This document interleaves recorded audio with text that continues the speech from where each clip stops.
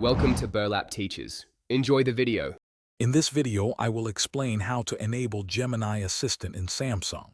First, you'll want to download the Gemini app from the Google Play Store. Once installed, open the app and tap Get Started to begin the setup. You'll then need to agree to the terms and conditions to activate Gemini on your device. This initial step is quick and ensures you have the latest AI assistant ready to go on your Samsung phone. To make Gemini your primary assistant, head into your phone settings. From there, find and select Google Services, then tap on Search, Assistant, and Voice. Next, you'll see an option for Google Assistant or Digital Assistants from Google. Tap that. Finally, simply choose Gemini from the list to set it as your default.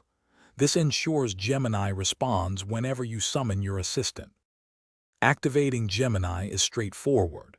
You can quickly launch it by long pressing the side button on your Samsung device. For hands-free convenience, just say, "Hey Google," once you've set up voice match. Gemini also offers a powerful feature called Gemini Live, allowing you to interact with what's on your screen or even through your camera, getting instant AI-powered responses to your real-world questions.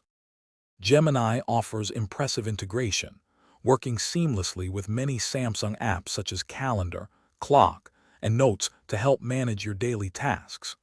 It also connects with Google Photos, allowing you to find specific images or videos using natural language queries. This deep integration makes your Samsung device even smarter.